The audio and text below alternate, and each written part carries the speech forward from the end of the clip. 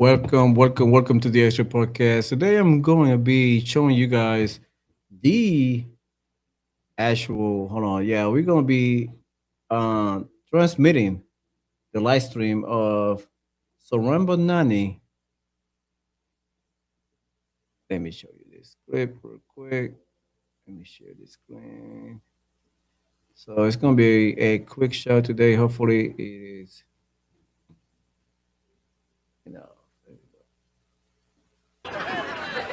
So here we are. And I really want to, who tried to change your name to invisible? You've got to imagine. Who heard your name and refused to pronounce it? Who checked their watch and said, not now? James Baldwin wrote, "The place in which I'll fit will not exist until I make it." New York, city of invention, roiling town, refresher and renewer. New York, city of the real, where the canyons whisper in 100 tongues. New York, where your lucky self waits for your arrival, where there is always soil for your root. This is our time. The taste of us, the spice of us, the hollers and the rhythms and the beats of us, in the echo of our ancestors who made certain we know who we are. City of insistence, city of resistance. You have to imagine an army that wins without firing a bullet, a joy that wears down the rock of no. Up from insults, up from blocked doors, up from trick bags, up from fear, up from shame, up from the way it was done before. You have to imagine that space they said wasn't yours, that time they said you'd never own. The invisible city lit, on its way. This moment is our proof. Thank you.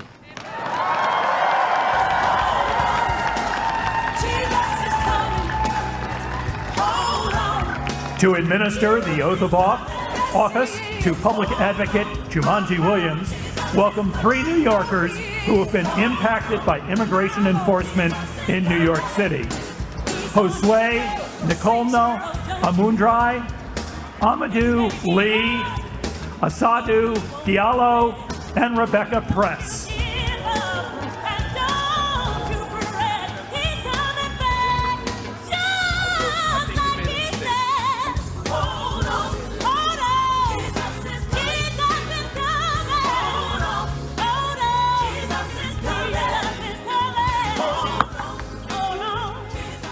Show me what community looks like. Show me what community looks like.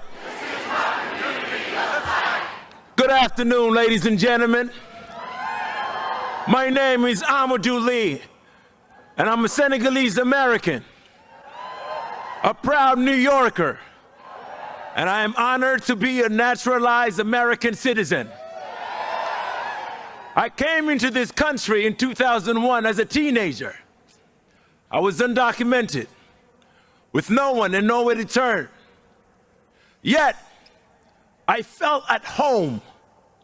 As I walked through the city, the bright light seems to whisper in my ear, telling me, dream, Amadou, dream. You too, you belong here. But being undocumented meant living in fear. It meant being vulnerable. It meant facing deportation. However, after my life story made the front page of the New York Times, something extraordinary happened. People showed up, blue-collar workers, teachers, celebrities, even presidents. They too said that I belong here too. Because of them, I was allowed to stay here. Because of them, I was allowed to study. I was allowed to build a life. But every day, thousands of New Yorkers face the fear I once did without the spotlight. They fear being abducted, detained, and disappeared. With me today is Miss Aissatou Diallo and Mr. Perez.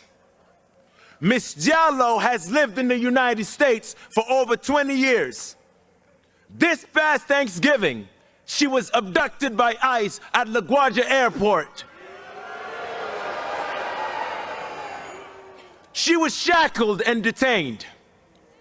After decades of building a life here, her freedom was suddenly stripped away.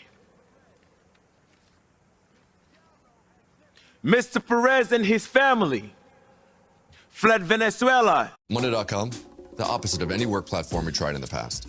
We tried other work management platforms, not naming names. They all suck. Monday, total opposite. It didn't just work, it spread. And people became Monday evangelists. And you know why? Because people actually liked using it. Now, it's not a chore. It's intuitive. You don't have to force anyone. They're on board. You can really see that Monday care about their user. The user is king. You can create workflows yourselves, no IT, no admins. And that's why we love it. There's no roadblocks. Everything can just be done instantly. We have people creating workflows and showing them off around the company. They take pride in it. I know it sounds like a commercial, but honestly, I never expected it to have this much influence. D. Williams. He used his position.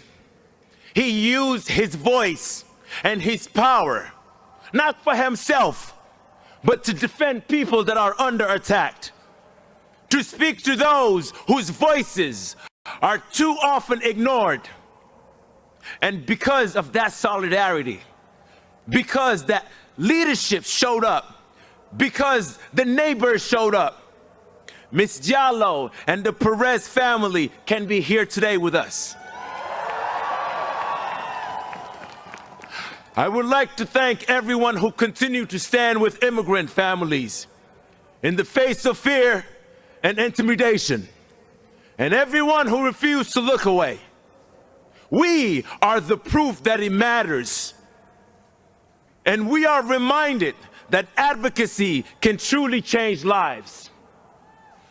Because of the courage and compassion of New Yorkers, we stand here today at City Hall, ladies and gentlemen.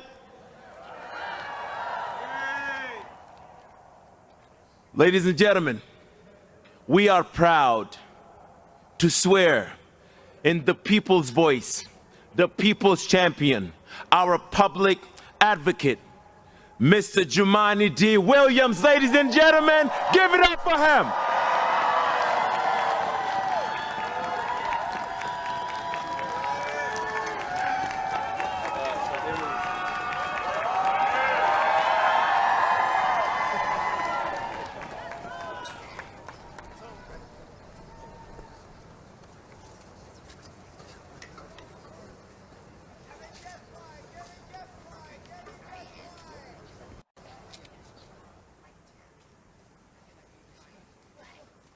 Please raise your right hand. I, Jumaane D. Williams, I, Jumaane D. Williams, do solemnly affirm do solemnly affirm that I will support the Constitution of the United States that I will support the Constitution of the United States, and the Constitution of the State of New York, the Constitution of the State of New York, and that I will faithfully discharge the duties and I will faithfully discharge the duties of the Office of Public Advocate for the City of New York, of the Office of Public Advocate for the City of New York, according to the best of my abilities. according to the best of my ability. Congratulations.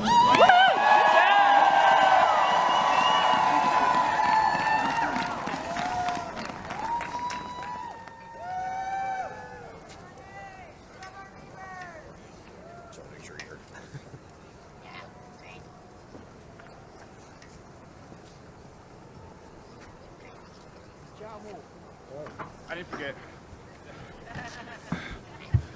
Zohran, Mark, we did it. We're here. Thanks to everybody out here. Thank y'all. Peace and blessing, love and light as we begin a new term, a new era for New York City. Thank you, everyone. I want to thank Amadou and his inspiring family for being here at this ceremony in New York. I'm a son of immigrants myself. My parents came over from Grenada over 50 years ago. I was just sworn in on my late father's Bible. My mother is here today. I'm so proud to have my family and my wife and my children and my sister and my mom, everyone standing with theirs. Their stories perfectly capture this moment for the city. The challenges we face, the hardships we endure, and the hope that persists. Those realities are often in tension because this is a time and a place of contradictions. One where even as the federal government drives us to despair, local leadership can invite inspiration. When this celebration at City Hall is only blocks from tribulation at Federal Plaza. When the relief that these families are still united comes as so many are being separated. And this sense of contradiction carries across the 5 boroughs. This is a city of enormous wealth and enduring poverty, of the greed of some and the generosity of many, of darkness and of light. And I've seen the darkness, of course, yet I look out on New York today and I see so much light. These contradictions mean we can at once love our city as it is and challenge its flaws, not as a reason for pessimism, but a call for activism. As public advocate, I've tried to be an activist elected official, someone who pushes back. Now I see the chance to push forward.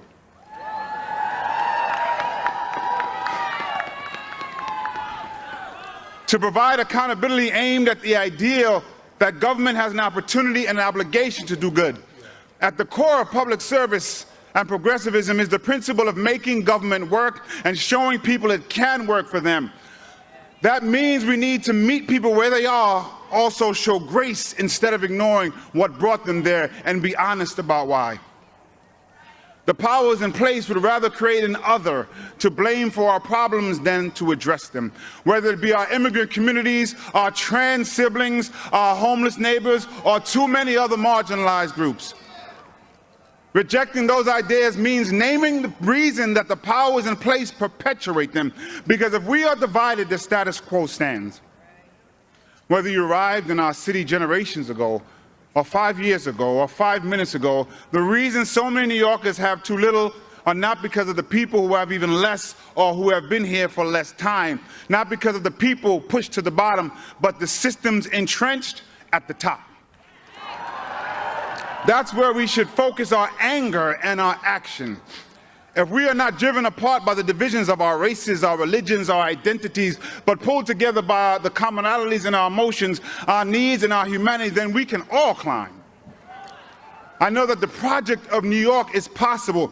That great mosaic described by another mayor who believed in democratic social ideals, David Dinkins.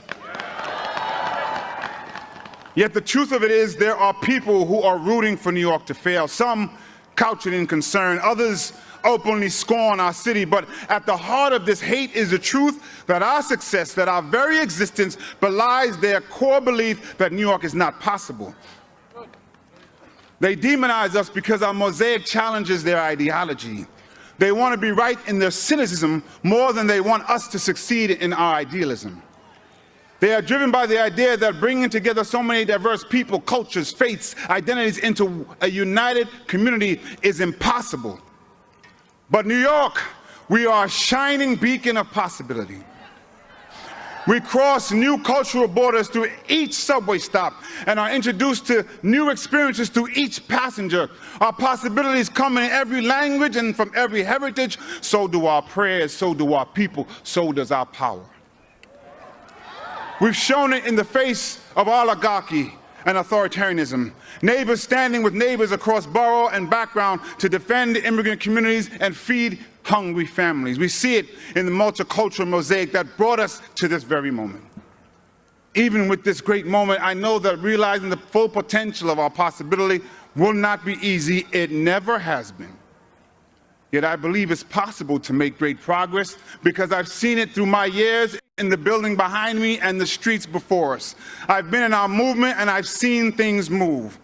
The simple truth is that governing is hard, that achievement is exhausting, and I aim to assist my partners in government when possible and hold them to account when necessary to learn from what we've done and guide what we can do.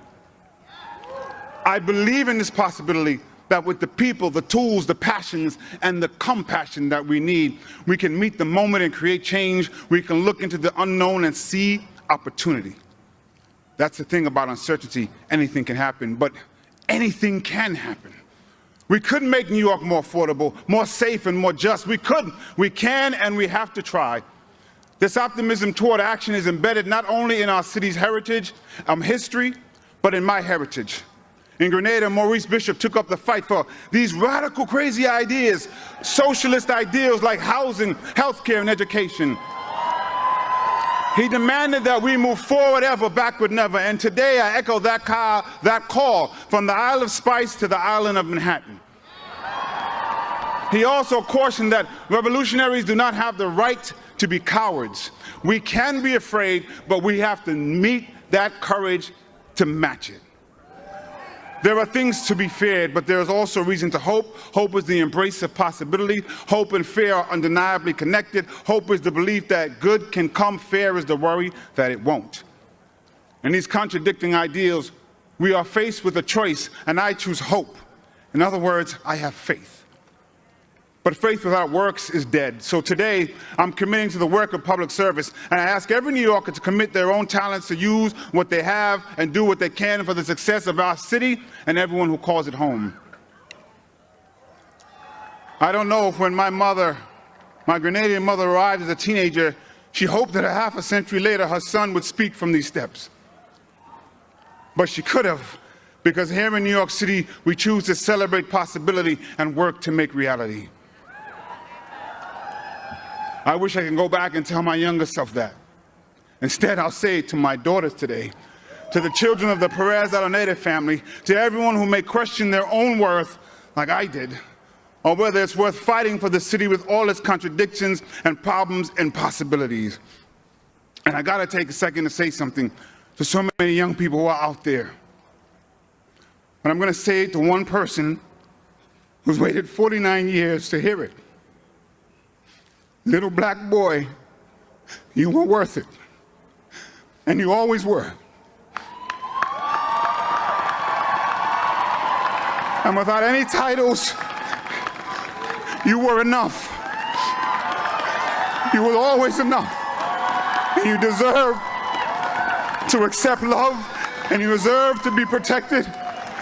And I'm honored to be here to help create a city that's worthy of that for you. And I'm so proud of you.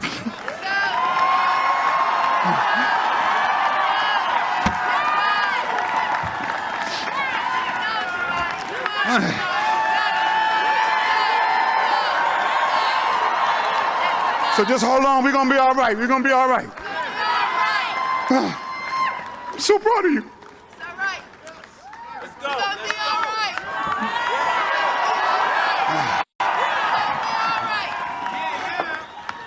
As we head into a new year, a new term, I want to ask all of you to take an oath with me. Our neighbors, I know in Brazil, adopted this motto that I've tried to embody. I did hear it for Comptroller Lander, but I got to give him his credit. That no one let go of anyone's hands, because if we're all connected, we can't lose anyone. So we hold on to the hand of our neighbor and we reach out with our other hand to grasp someone who may fall through the cracks, and we bring them along. I want everyone, if they're comfortable, take a hand of the person next to you or the arm and just repeat after me. We can all be the voice of the people. I know what's ahead, but I won't lose hold. And I won't lose hope. Anything can happen, so anything can happen. And as we march forward, no one let go of anyone's hands. Peace.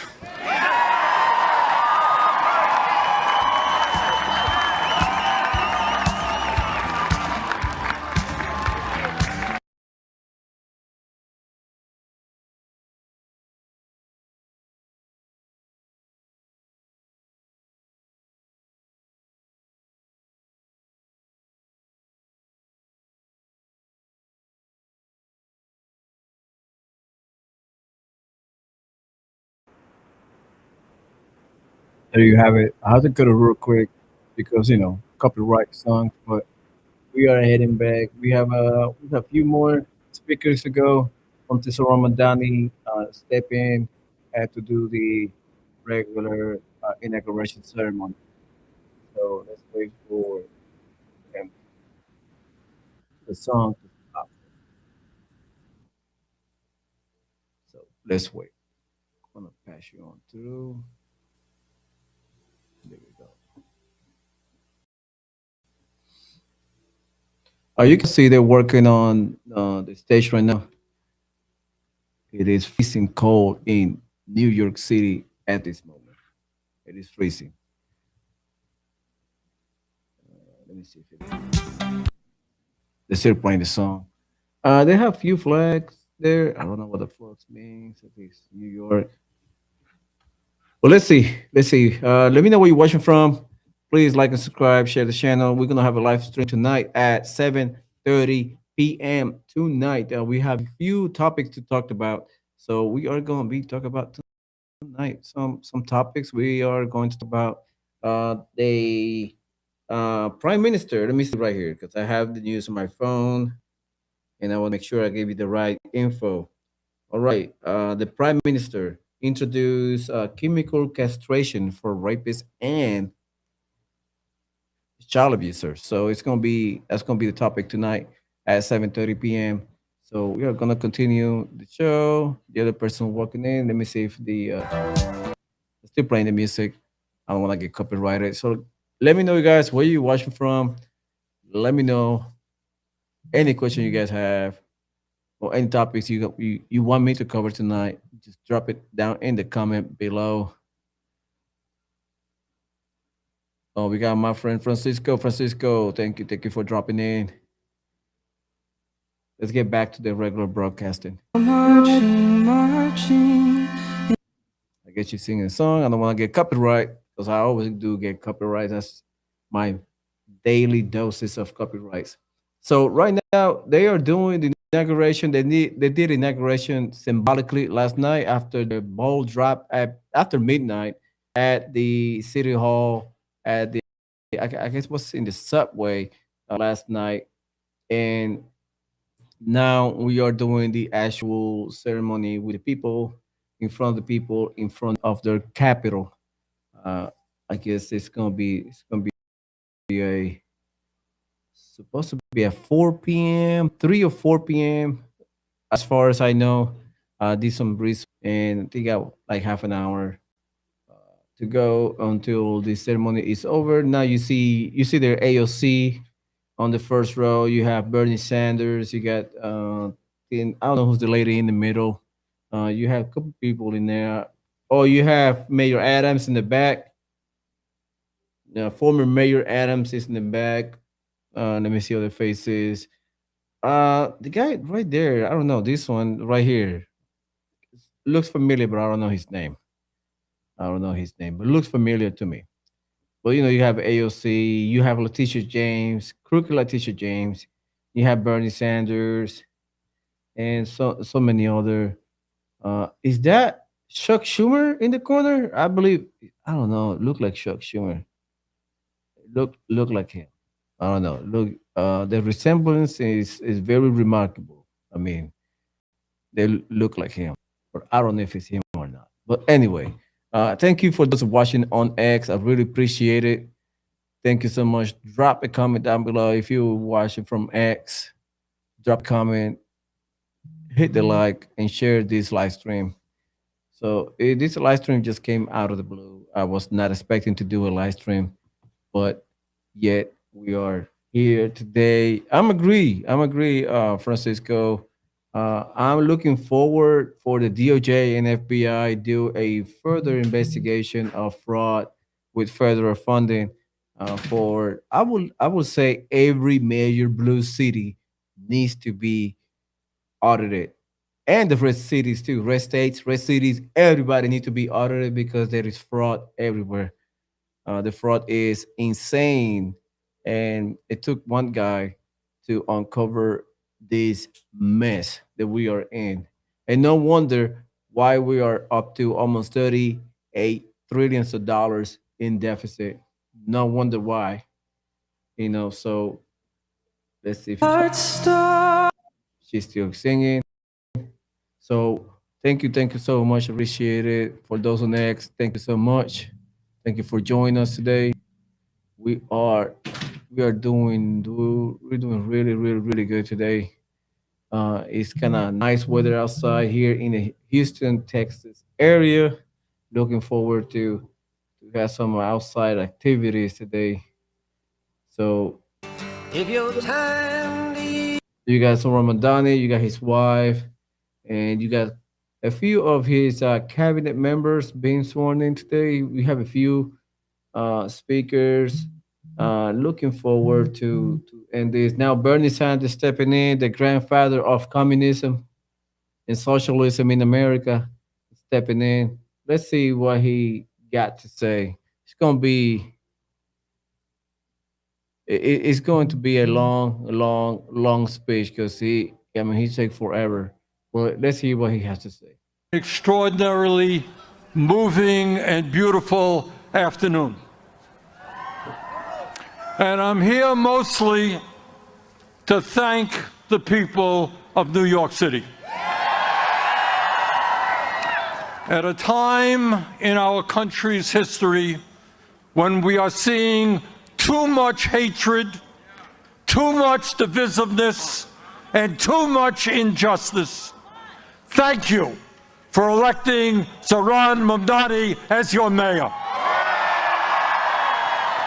New York, thank you for inspiring our nation. Thank you for giving us, from coast to coast, the hope and the vision that we can create government that works for all, not just the wealthy and the few.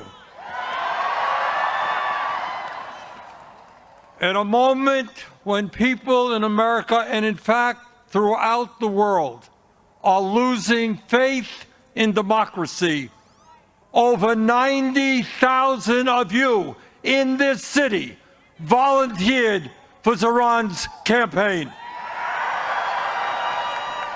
You knocked on doors. You shared your dreams and your hopes for the future of this city. And in the process, you took on the Democratic establishment, the Republican establishment, the President of the United States, and some enormously wealthy oligarchs. And you defeated them in the biggest political upset in modern American history.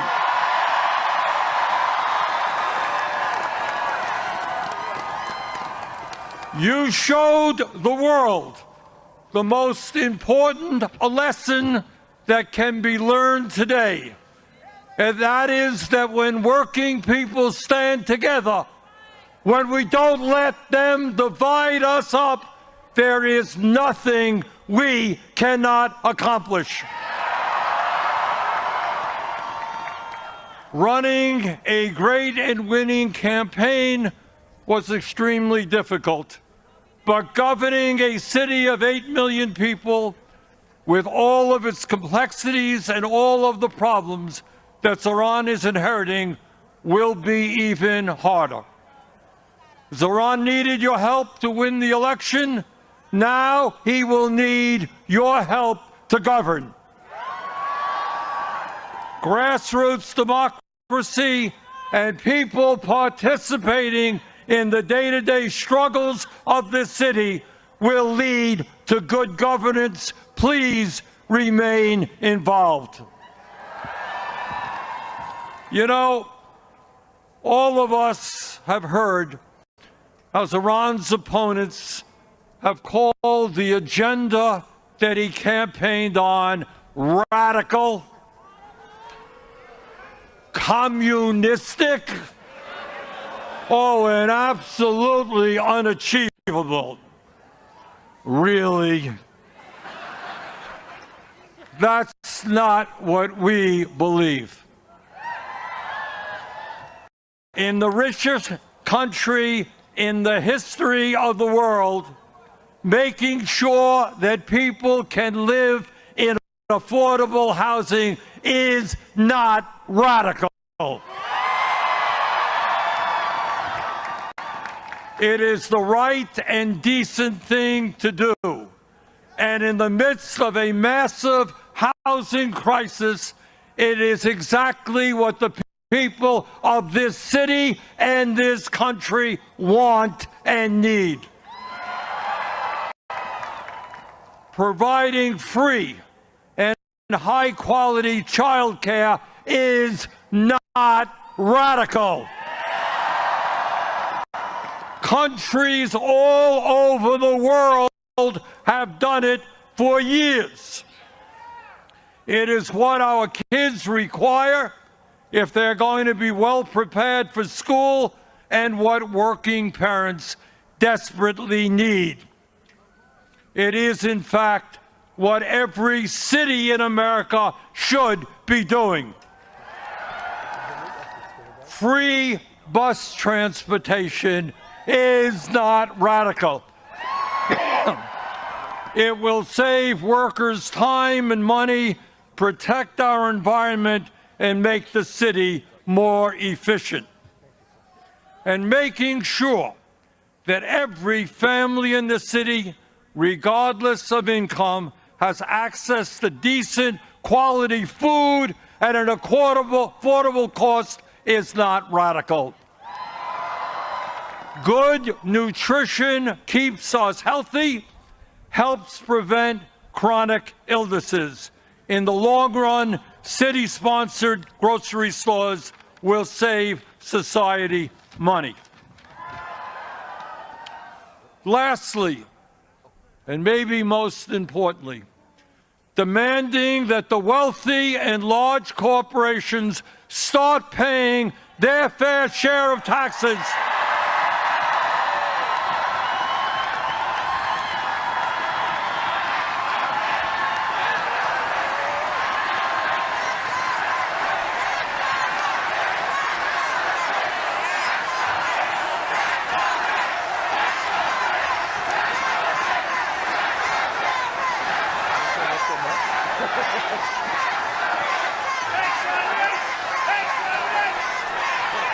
As I was saying,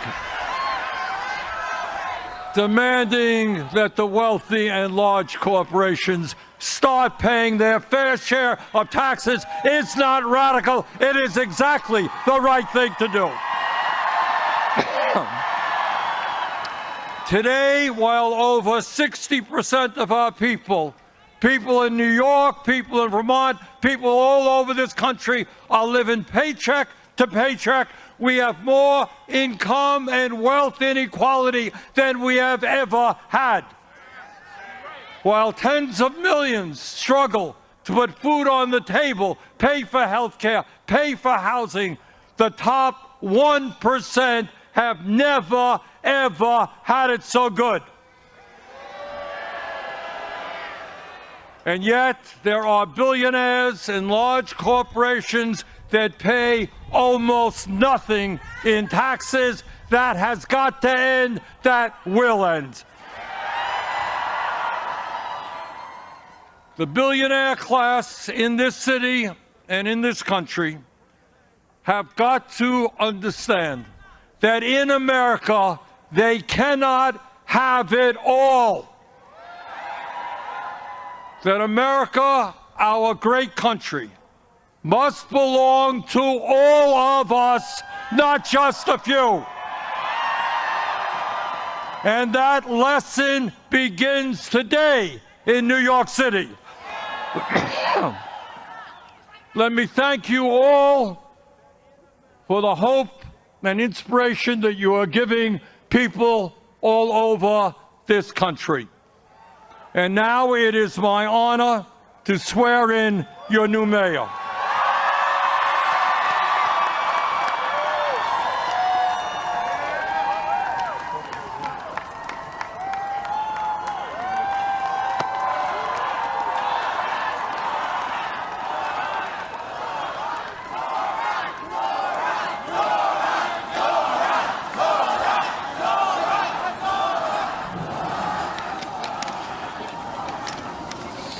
Please repeat after me. I, Zohran Mamdani, I, Zohran Mamdani, do solemnly swear do solemnly swear that I will support the Constitution of the United States, that I will support the Constitution of the United States, the Constitution of the State of New York, the Constitution of the State of New York, and the Charter of the City of New York, and the Charter of the City of New York, and that I will faithfully discharge the duties and that I will faithfully discharge the duties of the office of the Mayor of the City of New York, of the office of the Mayor of the City of New York, according to the best of my ability. according to the best of my ability. So help me God. So help me God.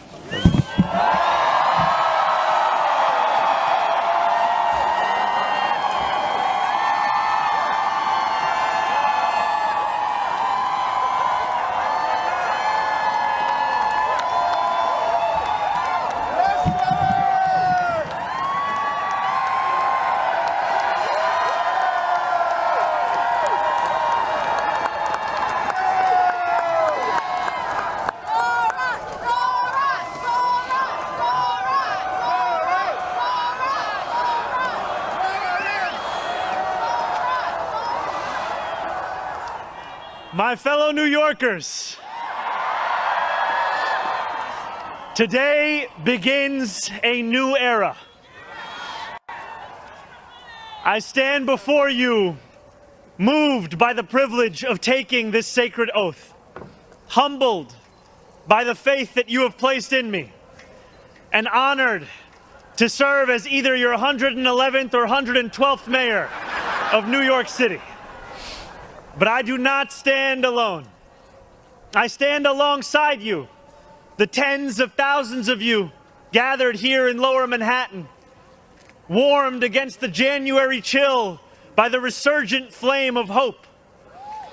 I stand alongside countless more New Yorkers watching from cramped kitchens in Flushing and barbershops in East New York, from cell phones propped against the dashboards of parked taxicabs at LaGuardia, from hospitals in Mott Haven and libraries in El Barrio that have too long known only neglect. I stand alongside construction workers in steel-toed boots and halal cart vendors whose knees ache from working all day.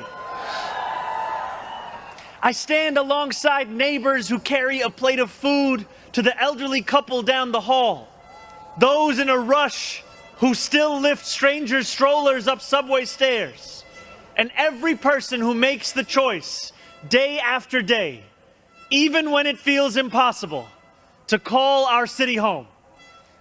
I stand alongside over 1 million New Yorkers who voted for this day nearly 2 months ago. And I stand just as resolutely alongside those who did not. I know there are some who view this administration with distrust or disdain, or who see politics as permanently broken. And while only action can change minds, I promise you this: if you are a New Yorker, I am your mayor. Regardless of whether we agree, I will protect you, celebrate with you, mourn alongside you, and never, not for a second, hide from you. I thank the labor and movement leaders here today, the activists and the elected officials who will return to fighting for New Yorkers the second this ceremony concludes, and the performers who have gifted us with their talent. Thank you to Governor Hochul. Thank you as well to Mayor Adams. Dorothy's son, a son of Brownsville who rose from washing dishes to the highest position in our city, for being here as well. He and I have had our share of disagreements, but I will always be touched that he chose me as the mayoral candidate that he would most want to be trapped with on an elevator. Thank you to the two titans who, as an assembly member, I've had the privilege of being represented by in Congress, Nidia Velázquez and our incredible opening speaker, Alexandria Ocasio-Cortez. You have paved the way for this moment. Thank you to the man whose leadership I seek most to emulate, who I am so grateful to be sworn in by today, Senator Bernie Sanders. Thank you to my teams, from the Assembly to the campaign to the transition, and now the team I am so excited to lead from City Hall. Thank you to my parents, Mama and Baba, for raising me, for teaching me how to be in this world, and for having brought me to this city. Thank you to my family, from Kampala to Delhi. And thank you to my wife, Rama.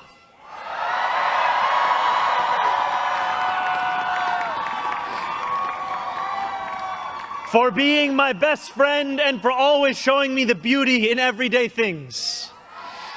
And most of all, thank you to the people of New York. A moment like this comes rarely. Seldom do we hold such an opportunity to transform and reinvent. Rarer still is it the people themselves whose hands are the ones upon the levers of change. And yet we know that too often in our past, moments of great possibility have been promptly surrendered to small imagination and smaller ambition. What was promised was never pursued. What could have changed remained the same. For the New Yorkers most eager to see our city remade, the weight has only grown heavier. The wait has only grown longer. In writing this address, I have been told that this is the occasion to reset expectations, that I should use this opportunity to encourage the people of... From hoses to hand tools, lighting to ladders, Grainger has the right stuff right when you need it, so you can fix, build, do no such thing. The only expectation I seek to reset is that of small expectations. Beginning today, we will govern expansively and audaciously. We may not always succeed, but never will we be accused of lacking the courage to try. To those who insist that the era of big government is over, hear me when I say this. No longer will City Hall hesitate to use its power to improve New Yorkers' lives. For too long, we have turned to the private sector for greatness while accepting mediocrity from those who serve the public. I cannot blame anyone who has come to question the role of government, whose faith in democracy has been eroded by decades of apathy. We will restore that trust by walking a different path. One where government is no longer solely the final recourse for those struggling. One where excellence is no longer the exception. We expect greatness from the cooks wielding 1,000 spices, from those who stride out onto our Broadway stages, and from our starting point guard at Madison Square Garden. Let us demand the same from those who work in government. In a city where the mere names of our streets are associated with the innovation of the industries that call them home, we will make the word City Hall synonymous with both resolve and results. As we embark upon this work, let us advance a new question, a new answer to the question asked of every generation. Who does New York belong to? For much of our history, the response from City Hall has been simple. It belongs only to the wealthy and well-connected, those who never strain to capture the attention of those in power. Working people have reckoned with the consequences. Crowded classrooms and public housing developments where the elevators sit out of orders.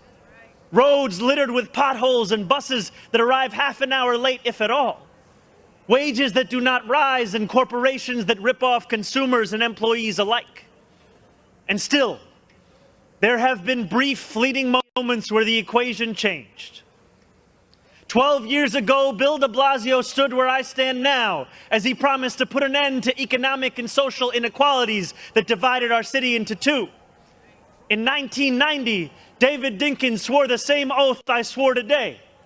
vowing to celebrate the gorgeous mosaic that is New York, where every one of us is deserving of a decent life.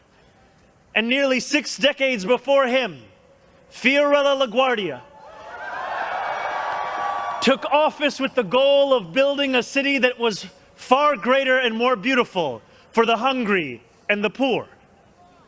Some of these mayors achieved more success than others, but they were unified by a shared belief that New York could belong to more than just a privileged few. It could belong to those who operate our subways and rake our parks, those who feed us biryani and beef patties, picanha and pastrami on rye. And they know that this belief could be made true if only government dared to work hardest for those who work hardest. Over the years to come, my administration will resurrect that legacy. City Hall will deliver an agenda of safety, affordability, and abundance, where government looks and lives like the people it represents, never flinches in the fight against corporate greed, and refuses to cower before challenges that others have deemed too complicated. In so doing, we will provide our own answer to that age-old question: who does New York belong to? Well, my friends, we can look to Madiba and the South African Freedom Charter. New York belongs to all who live in it. Together, we will tell a new story of our city. This will not be a tale of one city governed only by the 1%, nor will it be a tale of two cities, the rich versus the poor. It will be a tale of 8.5 million cities, each of them a New Yorker with hopes and fears, each a universe, each of them woven together. The authors of this story will speak Pashto and Mandarin, Yiddish and Creole. They will pray in mosques, at shul, at church, at gurudwaras and mandirs and temples. And many will not pray at all. They will be Russian Jewish immigrants in Brighton Beach, Italians in Rossville, and Irish families in Woodhaven, many of whom came here with nothing but a dream of a better life, a dream which has withered away. They will be young people in cramped Marble Hill apartments where the walls shake when the subway passes.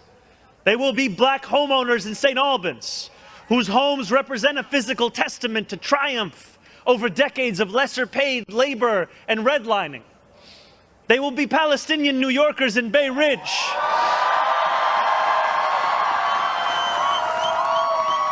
who will no longer have to contend with a politics that speaks of universalism and then makes them the exception. Few of these 8.5 million will fit into neat and easy boxes. Some will be voters from Hillside Avenue or Fordham Road who supported President Trump a year before they voted for me, tired of being failed by their party's establishment. The majority will not use the language that we often expect from those who wield influence. I welcome the change. For too long, those fluent in the good grammar of civility have deployed decorum to mask agendas of cruelty. Many of these people have been betrayed by the established order. But in our administration, their needs will be met. Their hopes and dreams and interests will be reflected transparently in government. They will shape our future. And if for too long these communities have existed as distinct from one another, we will draw this city closer together. We will replace the frigidity of rugged individualism with the warmth of collectivism. If our campaign demonstrated that the people of New York yearn for solidarity, then let this government foster it. Because no matter what you eat, how you pray, or where you come from, the words that most define us are the two we all share: New Yorkers. And it will be New Yorkers who reform a long broken property tax system. New Yorkers who will create a new Department of Community Safety that will tackle the mental health crisis and let the police focus on the job they signed up to do. New Yorkers who will take on the bad landlords who mistreat their tenants and free small business owners from the shackles of bloated bureaucracy. And I am proud to be one of those New Yorkers. When we won the primary last June, there were many who said these aspirations and those who held them had come out of nowhere. Yet one man's nowhere is another man's somewhere. This movement came out of 8.5 million somewheres. Taxi cab depots and Amazon warehouses, DSA meetings and curbside domino games. The powers that be had looked away from these places for quite some time if they'd known about them at all. So they dismissed them as nowhere. But in our city, where every corner of these 5 boroughs holds power, there is no nowhere and there is no no one. There is only New York and there are only New Yorkers. 8.5 million New Yorkers will speak this new era into existence. It will be loud. It will be different. It will feel like the New York we love. No matter how long you have called this city home, that love has shaped your life. I know that it has shaped mine. This is the city where I set land speed records on my Razor scooter at the age of 12. Quickest 4 blocks of my life. The city where I ate powdered donuts at halftimes during AYSO soccer games and realized I probably was not going to be going pro. The city where I devoured 2 big slices at Coronet's Pizza, played cricket with my friends at Ferry Point Park, and took the 1 train to the BX10 only to still show up late to Bronx Science. The city where I have gone on hunger strike just outside these gates. Sat claustrophobic on a stalled N train just after Atlantic Avenue and waited in quiet terror for my father to emerge from 26 Federal Plaza. The city where I took a beautiful woman named Rama to McCarran Park on our first date and swore a different oath to become an American citizen on Pearl Street. To live in New York, to love New York, is to know that we are the stewards of something without equal in our world. Where else can you hear the sound of the steel pan, savor the smell of sancocho, and pay $9 for coffee on the same block? Where else could a Muslim kid like me grow up eating bagels and lox every Sunday? That love will be our guide as we pursue our agenda. Here, where the language of the New Deal was born, we will return the vast resources of this city to the workers who call it home. Not only will we make it possible for every New Yorker to afford a life they love once again, we will overcome the isolation that too many feel and connect the people of this city to one another. The cost of childcare will no longer discourage young adults from starting a family, because we will deliver universal childcare for the many by taxing the wealthiest few. Those in rent-stabilized homes will no longer dread the latest rent hike, because we will freeze the rent. Getting on a bus without worrying about a fare hike or whether you'll be able to get to your destination on time will no longer be deemed a small miracle, because we will make those buses fast and free. These policies are not simply about the costs we make free, but the lives we fill with freedom. For too long in our city, freedom has belonged only to those who can afford to buy it. Our city hall will change that. These promises carried our movement to City Hall, and they will carry us from the rallying cries of a campaign to the realities of a new era in politics. 2 Sundays ago, as snow softly fell, I spent 12 hours at the Museum of the Moving Image in Astoria, listening to New Yorkers from every borough as they told me about the city that is theirs. We discussed We discussed construction hours on the Van Wyck Expressway and EBT eligibility, affordable housing for artists and ICE raids.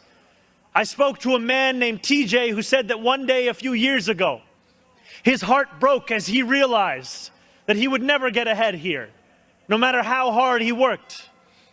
I spoke to a Pakistani auntie named Samina, who told me that this movement had fostered something too rare, softness in people's hearts.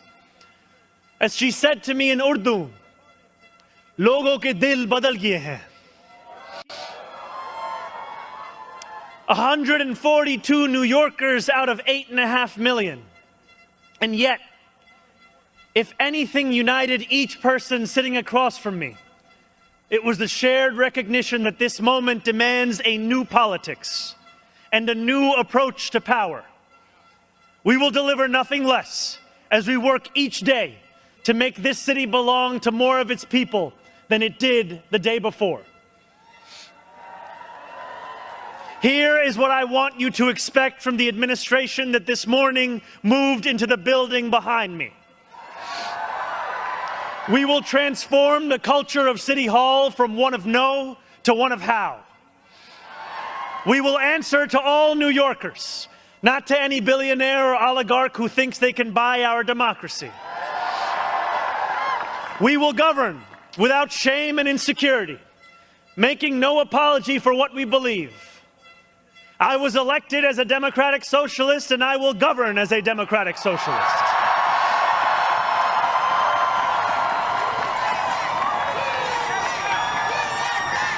I will not abandon my principles for fear of being deemed radical. As the great senator from Vermont once said, what's radical is a system which gives so much to so few and denies so many people the basic necessities of life. We will strive each day to ensure that no New Yorker is priced out of any one of those basic necessities. And throughout it all, we will, in the words of Jason Terrence Phillips, better known as Jadakiss or Jay to the moi, be outside. Because this is a government of New York, by New York, and for New York.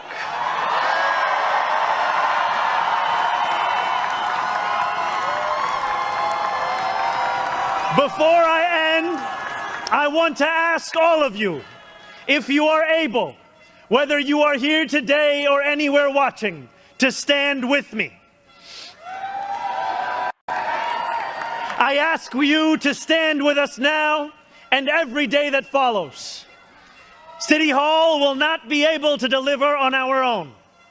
And while we will encourage New Yorkers to demand more from those with the great privilege of serving them, we will encourage you to demand more of yourselves as well.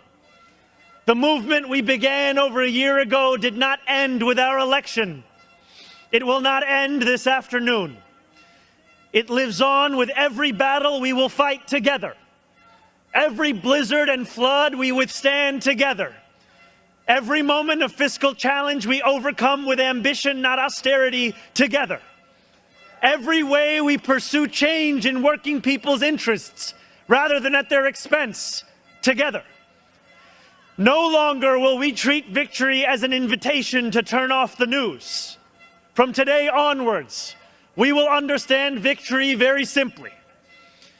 Something with the power to transform lives, and something that demands effort from each of us every single day. What we achieve together will reach across the 5 boroughs, and it will resonate far beyond. There are many who will be watching. They want to know if the left can govern. They want to know if the struggles that afflict them can be solved. They want to know if it is right to hope again. So standing together with the wind of purpose at our backs, we will do something that New Yorkers do better than anyone else. We will set an example for the world.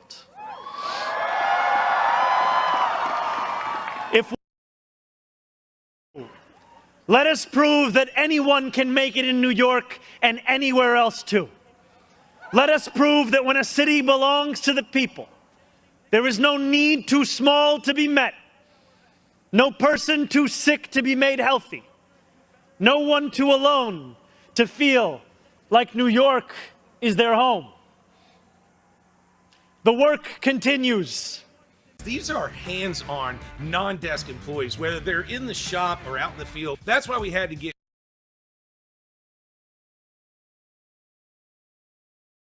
has only just begun. Thank you.